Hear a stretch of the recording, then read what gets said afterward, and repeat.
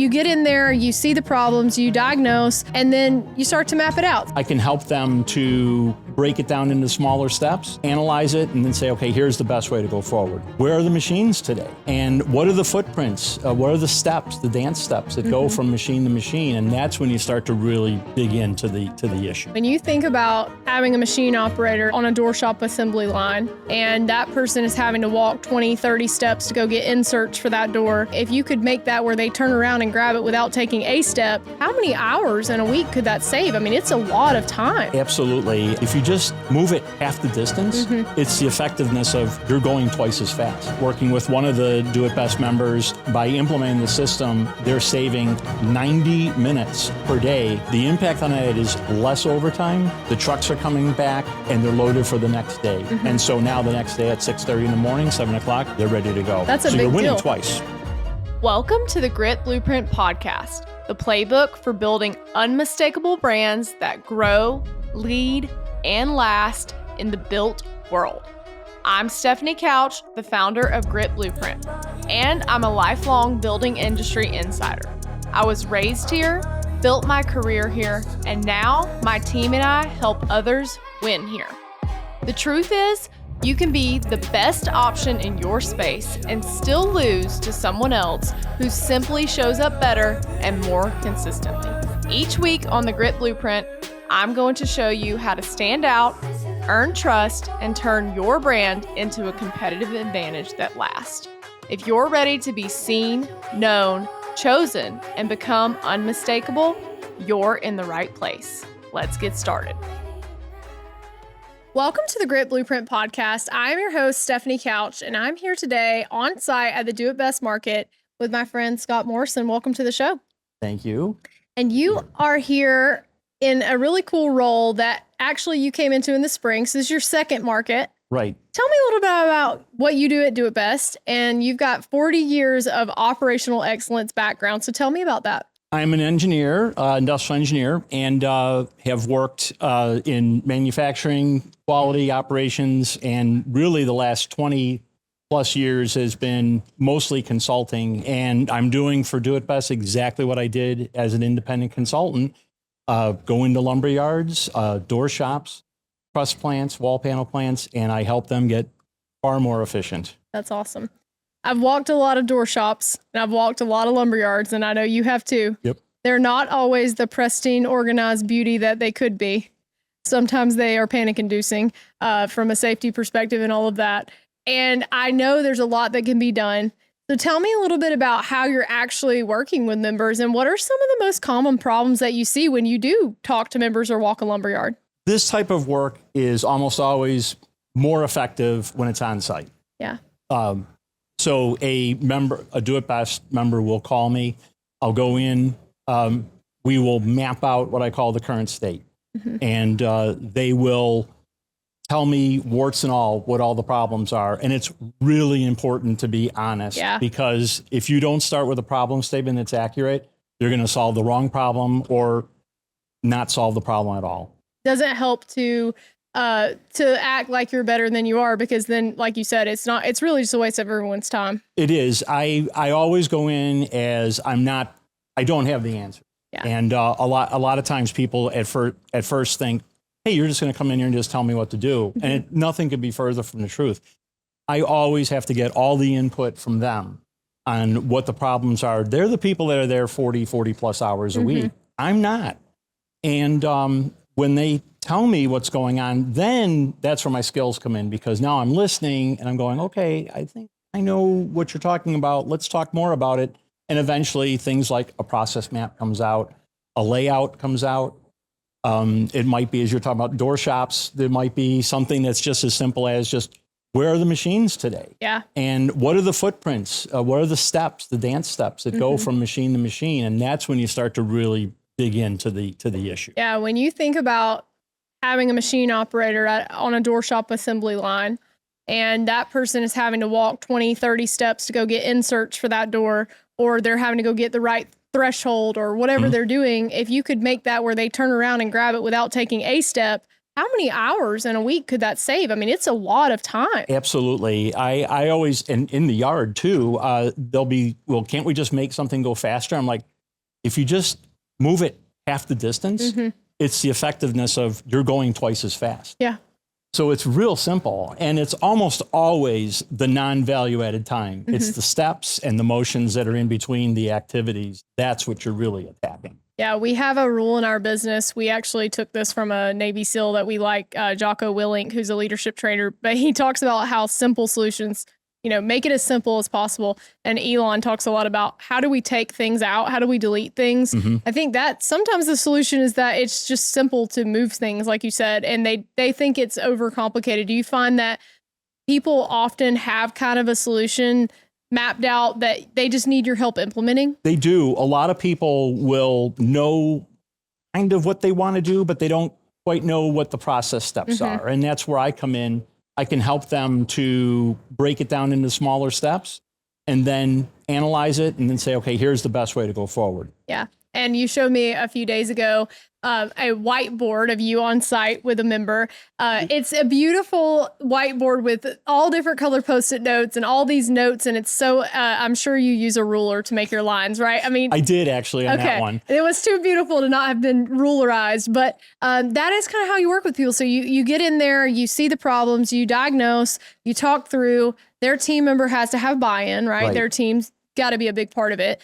And then you start to map it out. So tell me a little bit about maybe one of the stories. I know you worked with a customer doing some trust stuff the other day. We talked about some warehouse layout stuff. So tell me one of the stories of, somebody that you've worked with recently that's seen great gains because of the work you've done. I've done just recently a zone picking project. And zone picking, for those who may not be aware, is instead of giving a ticket to the picker or a stager and say, go drive around the entire facility and find all this stuff.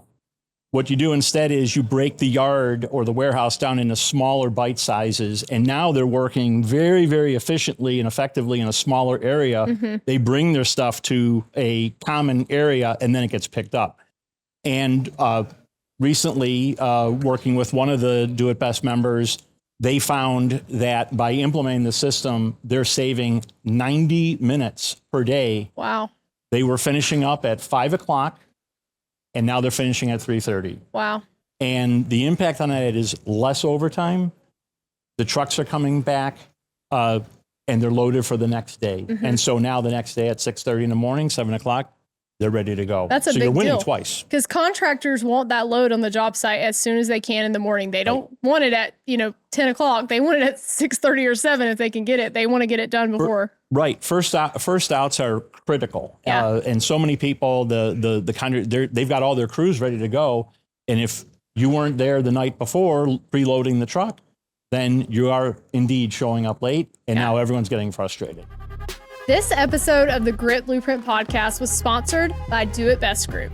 Do It Best Group is the largest co-op in the world, and they help independent hardware and lumberyards all over North America win. Do It Best offers services, products, and people that can help you win long term. They are the champion of independence.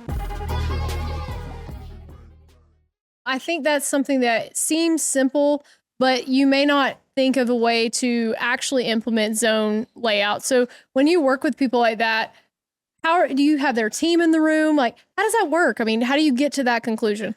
Even the picture that you were describing a few minutes ago, there were actually 6 people in that room. I just had them all stand back, get out of the way so I could take the picture. But I always start with, there's a site leader. I call that person the quarterback. Okay. It's a person who is going to be my point of focus. So I'm not emailing and trying to get a hold of 5, 6, 7 people. There's an operations representative. There's usually someone from sales in some way, shape, or form, even if it's an office manager, and then people from the yard or from the shop. And you've got to cut through all the layers of management. You can't just have all one level or all another level. You got to have a good cross-functional team for it to really be effective. And the other thing too is it's an iterative process. I know a lot of people think, oh, we're just going to come in, just be a one and done. It's not that way. The first future state layout or whatever it might be, the first one, a lot of times they just hate it because they're like, oh, I didn't think of it that way. And I don't like this, or I don't like that. I get it. That's why you have me here. I'm here to break your paradigm. But then once you get to the second one, the third one, and the fourth one, sometimes more. But now they really take ownership because now they're like, wow, I helped to create that future state. Right. Well, and also we implemented a warehouse management system, which is technology driven, but that's a pretty big deal. And we had to, put the warehouse management, relay out everything. But once we decided that it wasn't going to be the end of the actual world, for about 2 weeks, we were like, this is the worst thing that's ever happened to us. Right. But about 2 weeks after that, it was like, how do we live without this? And I see that a lot with projects like this, is that it really does seem like a holy cow, I can't believe we did it the old way for so long. And we wish you had have come in beforehand. Yeah, the zone picking is truly a perfect example of that. I mean, they knew they wanted to do zone picking. They just didn't know what were the steps. How could they analyze the data, which is the sales history? How could they analyze that data and come up with something that was fair and equitable for those it turned out to be 5 zones? Yeah. But that's where I came in, was to balance it out. But yeah, they once they saw it, then it was pretty good sprint to the finish line. Yeah, I love that. Well, tell me about another project that you've done. I know there's always, it seems like no matter how big your yard is, no matter how big of a warehouse you have, space constraints. Right. I don't know how these warehouses fill up so quickly, but it is crazy how fast you can fill up a warehouse. You recently did a project with a warehouse layout where they were wanting to reallocate some space and make more out of what they had. Tell me about that. Exactly. It's a consolidation. They're looking at how do we bring millwork into a site without impacting their current LBM operations. And the other constraints were there's city ordinances for setbacks and things. Obviously, environmental concerns. They have to have a retention base and all that. They thought they had this gigantic area, but then when the architects built in all that, it turned out to be 45,000 square feet. Now, depending on your point of view, it's like that could be gigantic or be really small, but surprisingly, they didn't know if they were going to fit everything they wanted to. Yeah. So my assignment was take a look at the footprint. I couldn't challenge the size of the building, but what I could do was I could specify door widths and I could specify where the aisles go and nothing in the way of things like beams and all of that. And again, data analysis, they sent me the list of everything that they had, what they wanted to put in there, and also future concerns. They want to grow the business, which is great for everybody. Yeah. So they said, what can you do with this? So worked on it, took several passes, but came up with a system where they could put everything they wanted in that building and leave room for about 50% growth. Wow. Now, the side benefit of that was it also didn't impact their LBM operation. So working on that and finding out they were losing space because of this warehouse. So I also worked on that side of it, and we found about 50% less travel by centralizing where the staging area is. So everybody was happy. Nobody was mad at you when you left. Well, the space that they lost to be allocated to the warehouse and the parking lot for the employees, they lost that space. So I had to work on the space that was left. Yeah, you're kind of like a little bit of a magician. It's a lot of fun. A lot of fun. I love it. Well, I am excited for members to be able to have a resource like you. You obviously have a ton of experience, and there is a lot of problems that come up in this. I'll give an example. When we were laying out the door shops, when I started those greenfield door shops with my team, we had an expert come in and lay out 2 different racking layouts. And I think we got 400 more spaces by doing it one way versus the other. But then in the end, the flow, we actually felt like we had made a big mistake by we had to make a hard choice. It was like, do you need the racks or do you want the flow? Yeah. And it's hard to see that. And we wanted to move the racks after about 2 years because it was just it crossed the warehouse in a weird way. It's tough. You're bringing up a great point, and that's very important in the work that I do. I'm always asking the folks I'm working with, don't just tell me what you want to have, next year. You got to tell me where you want to be in 2-5 years. Yeah. And that's where that warehouse example is perfect for that. If they didn't tell me that, I would have come up with just filling up the space with the stuff. Yeah. But now I know that you can't completely fill it because they want to grow. Sure. 100%. I love that. Well, I am excited for members to be able to work with you. So tell me a little bit about if someone's wanting to do an operational excellence project with you, how do they work with you? It's real simple. There's a QR code that'll be part of this podcast and also at the market. just scan it, and that will bring you to a worksheet. Yep. Just very simple questions to answer, who you are, your member number, and how we get a hold of you. And then we will contact you and we'll set up a meeting. It's a complimentary 60-minute meeting on Teams or Zoom or whatever it might be. And we talk through what your issues are. No cost. Yeah. So it's all absorbed by Do It Best, which is fantastic. And then from that point, I'll write a report. And from there, they decide what they want to do. If they want to re-engage, then we'll talk about a project. But That's awesome. But that bottom line, that 60 minutes, we've already done it over a dozen times here in the past 2 months, and it's been extremely effective. That's great. Well, if you are interested in making your operation excellent in all of the ways that we just talked about, whether it's a door shop or a lumberyard, don't miss out on this opportunity. And I really appreciate you coming on the show today. Thank you so much for having me. Hope you have a great market. Thank you. You too. Thank you for listening to the Grit Blueprint podcast. If this episode helped you think a little differently about how to show up, share it with someone in your building world who needs it.